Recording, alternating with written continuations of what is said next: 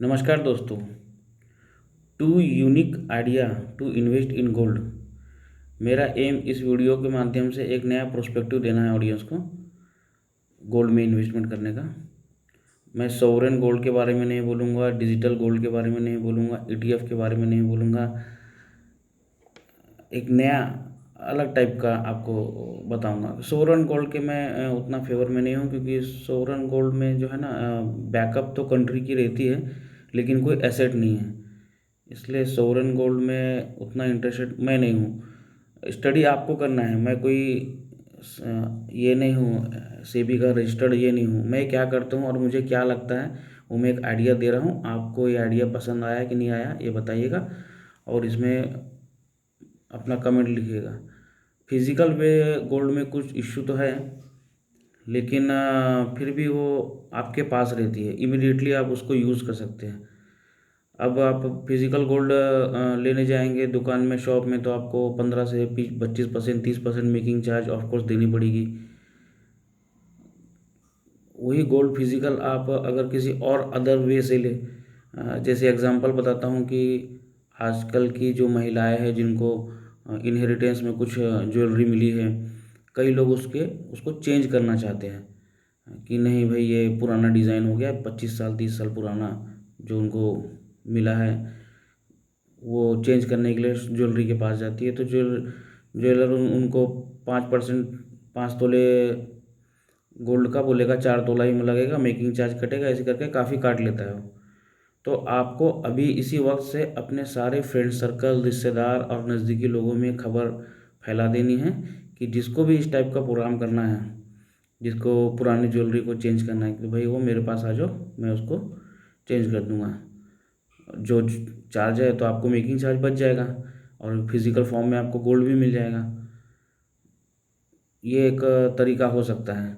और आपके लिए तो वैसे भी वो इन्वेस्टमेंट है, आपको उसमें फिजिकल गोल्ड रखने की थोड़ी सी इशू रहती है, लेकिन आजकल बैंक में लॉकर और काफ़ी सुविधाएं हो गई है। पहले जैसा नहीं रहा, जैसे पहले लोग आते थे लूट के ले जाते थे, चोरी हो जाती थी। आजकल बहुत सी सुविधा है जिससे हम उस फैक्टर को डील कर सकते हैं।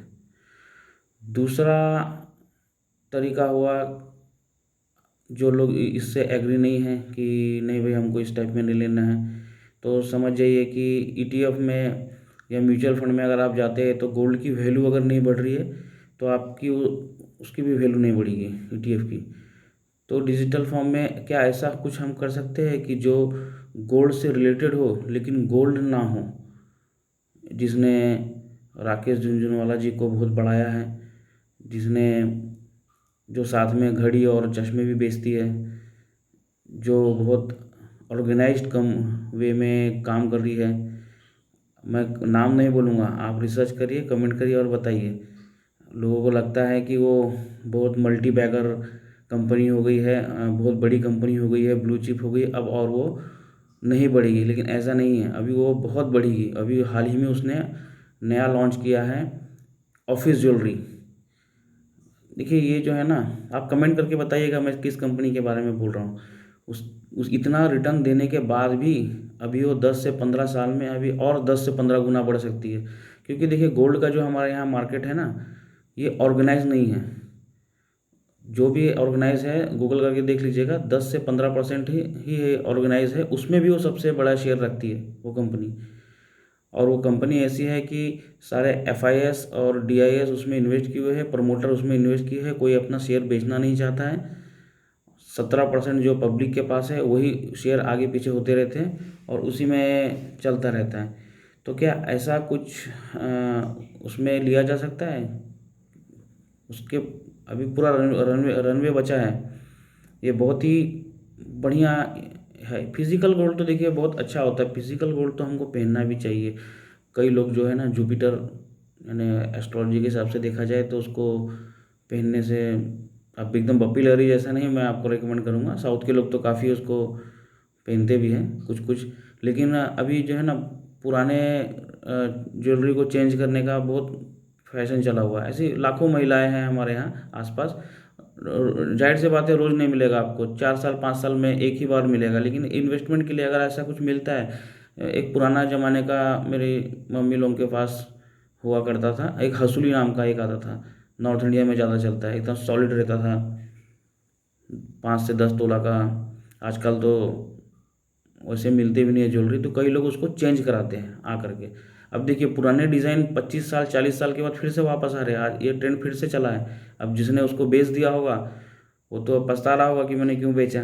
वो हंसुली वाला जो डिज़ाइन, और आजकल तो खोखले हंसुली आ रहे हैं, ऊपर से खाली कवर रहता है, पाइप जैसा रहता है, लेकिन पहले जो हंसुली आते थे सॉलिड रहते थे, अंदर से सॉलिड रहते थे।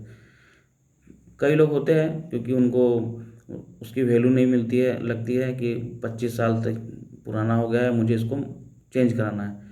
वो जो चेंज कराना चाहे, जो उसमें जाना चाहे, उनके लिए कोई बात नहीं है, लेकिन आप जो मेरे ऑडियंस इसे सुन रहा है, आपको ये अपॉर्चुनिटी अगर कभी मिलती है तो इसको छोड़िए मत, इसको ग्रैब कर लीजिए।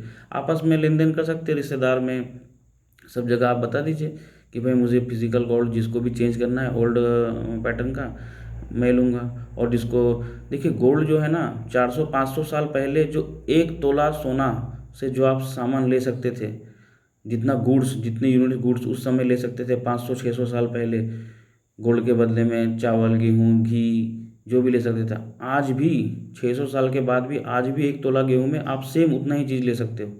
मतलब सुनिए, सोचिए, इन्फ्लेशन को उसने 500 600 साल से पकड़ के स्ट्रक रोक के रखा है। 500 साल पहले जो यूनिट्स जितना हो परचेस हो सकता था आज भी होता है।